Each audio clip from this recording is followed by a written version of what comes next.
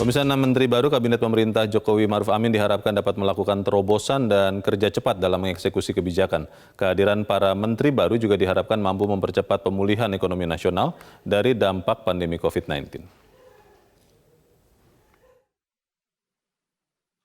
Sejumlah kalangan menunggu terobosan dan kerja cepat 6 menteri baru dan 5 wakil menteri dalam mengeksekusi kebijakan.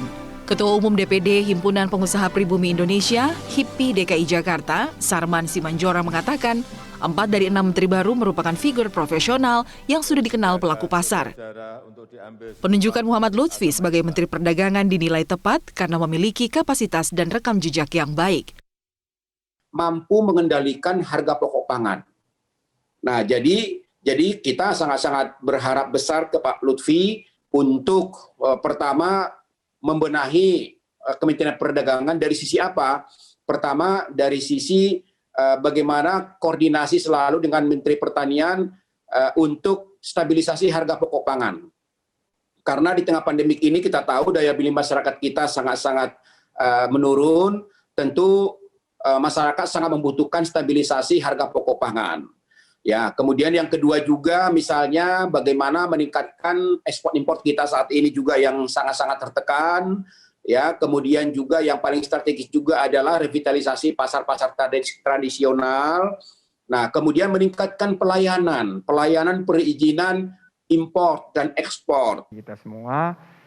Sementara pelaku industri pariwisata berharap penunjukan Sandiaga Uno sebagai Menteri Pariwisata dan Ekonomi Kreatif dapat membantu industri pariwisata keluar dari kesulitan usaha akibat dampak pandemi COVID-19.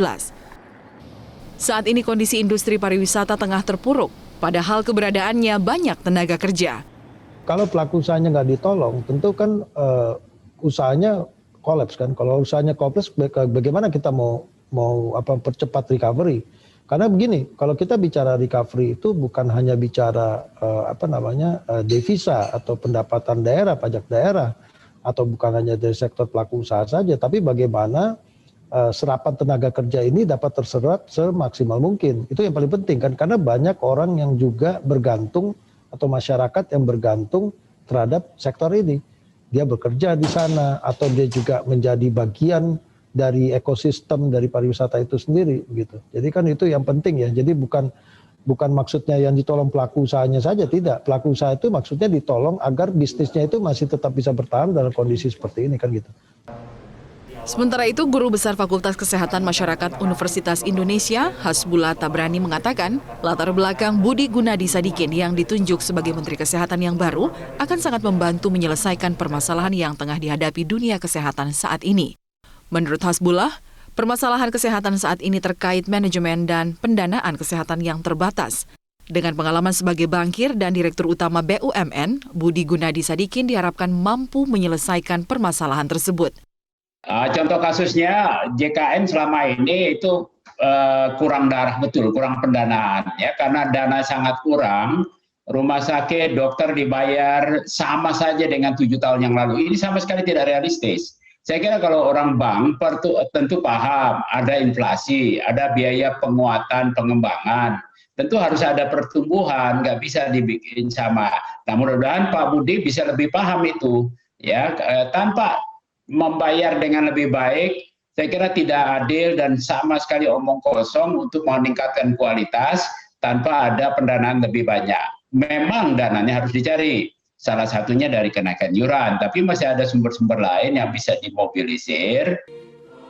Rabu pagi, Presiden Joko Widodo melantik ke-6 menteri barunya di Istana Negara. Pergantian menteri dilakukan untuk memperbaiki kinerja pemerintah sambil mengisi 2 posisi menteri yang kosong akibat terjerat kasus dugaan korupsi. Dari Jakarta, Tim Liputan Metro TV. Jangan lupa untuk subscribe dan nyalakan lonceng notifikasinya.